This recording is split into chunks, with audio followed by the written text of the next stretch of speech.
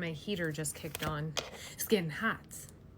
It's getting hot because you said, I've seen enough and I'm not doing this anymore. Gnosis and manifestation. You worked really hard for something and you're just not doing it with this cycle anymore, right? I have self at the bottom of the deck. Whatever you manifest. Okay.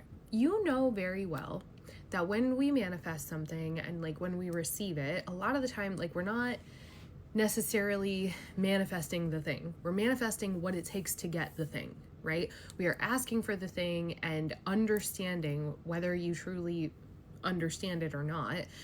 The understanding is, whether you're privy to it or not, is that you're not actually manifesting the thing. You are manifesting what it takes to receive and to hold that thing. Okay, this is why, part of why detachment is a really important part of manifestation. So you are in a manifestation now, okay? This is who I'm speaking to. This is the collective that I'm speaking to, okay? Scroll away if you don't understand what I'm talking about. Don't make it fit. You are in the midst of something that you asked for and you're aware of it. You're saying like lit. And yet, here comes a challenge, right? Death and the 10 of Wands. She said, no ma'am, we're not doing this anymore, because this issue always makes it harder, right? It makes it harder for me to enjoy. It makes it harder for me to grow, right? And part of it is your doing, right? Death and the 10 of Swords. Oh, I could unpack that. I'm not going to in this very moment, but part of it is your doing. Part of it is the role. I mean, maybe all of it is your doing, right? It's the role that you play in certain situations, dynamics, whatever, that bring about said cycle. And you're seeing it here again. And you're saying, so what does it take? What is it going to take for you to truly end the cycle and enjoy enjoy what you have, right? Enjoy what you've asked for. We have a lot of action taking here. A lot of, so get up. That's what I'm hearing. So get up. So get to it. Get to step in. We're starting with that. I like that. What else? What does it take? What is this cycle asking? Okay. So we're going to stop there. The High Priestess at the bottom of the deck. 7 of Pentacles, the Moon in reverse, King of Cups in reverse, and the Two of Cups. Okay. You have to see something through here a little bit further. Don't expect to just like hit it off with, don't expect instant chemistry between either you and another person or you and the situation as a whole, right? There is an acclimation or a calibration period that's like active right now. Okay, like you're in it right now. And so with the Moon and the King of Cups in reverse, it's the Moon in reverse and the King of Cups in reverse. I'm getting this understanding of like, it doesn't matter how much action you take or what the action is that you decide to take. Like there is some uncertainty here. This card is about foundation. It's terraforming, right? So something about the lay of the land currently is just not, you're acclimating to it, right? So this relationship that you have, water here, this relationship that you have either with a specific person or with the situation as a whole, you do need to give it time to form into something, I guess, more tangible, right? Right now, you could be really uncertain of yourself in this setting, or really uncertain of yourself in the space that you hold with this other person, right? There's so much water energy here. I have the Moon at the bottom of the deck again, right? There's so much going on that just says like, it'll happen. It'll make sense when it needs to make sense, right? The sparks will start to fly when they need to fly, basically. Anemus.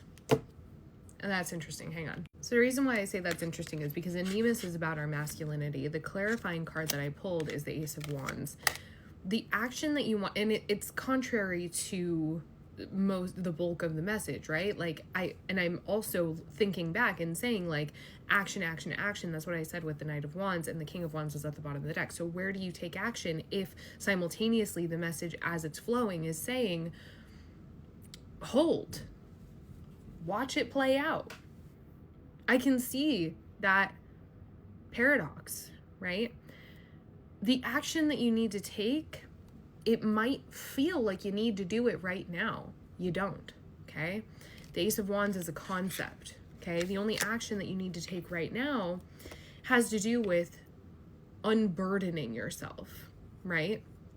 There's an element of Animus that, like, it's not just like masculinity and action taking, it's logic, right? Just like the King of Wands. Not so much in the Knight of Wands, right? In the Knight of Wands, we're seeing this urge for you to do things, to say things, to make something happen, to try to fit in, right? But I look down at the timer is 555. So like there's a transition in the way that you feel and the way that you act, right? The way that you feel and the way that you think. Your intuition and your logic are meeting each other here, and they're saying like, well, so how can we collaborate? Because whatever this is, you want it, right? Whether it's a relationship with a person or in a space in a certain environment, whether the space that you're taking in that certain environment is reliant on a relationship that you have with a person or the way that you perform, even just like in an interview, right? Whatever it is, however this fits for you, there's something about your feeling and your action meeting here and saying, hi, we need to collaborate better, okay? This is really feeling like a season where maybe you don't trust your intuition, or your intuition maybe isn't as loud as you have experienced it in the past. Yeah, welcome to Neptune at the final degree of the final zodiacal sign in the wheel. Like Neptune is at 29 degrees of Pisces when I am, and just went direct while I'm filming this, so like, yeah, we're experiencing a like coming out of the fog that's gonna last for a little while. You might feel a little disconnected right now, but then like Neptune in Aries, so it's like you're feeling the brink. I gotta do something. But your feeling of what to do, your oracle guidance is off. So pause and observe and wait for that feeling of oracle guidance, that intuition, right, to reawaken.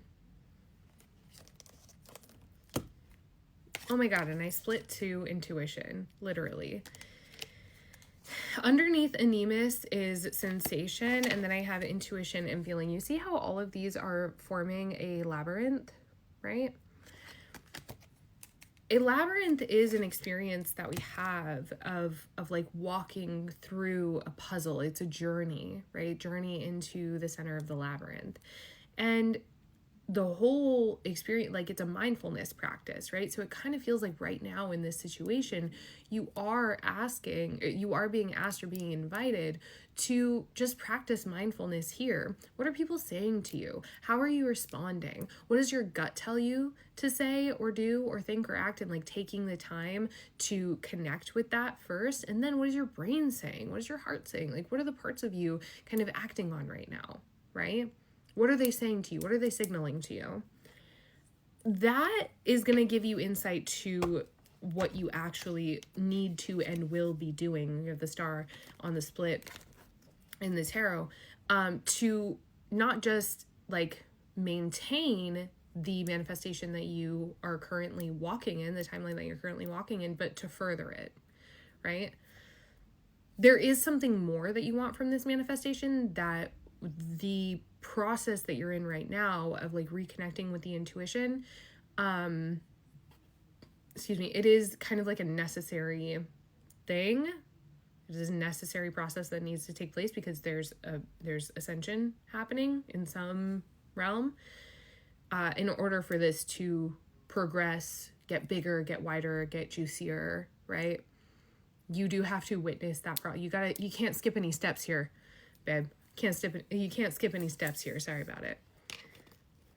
Ace of Swords, 3 of Wands, 7 of Cups. Yeah. Picking a cup,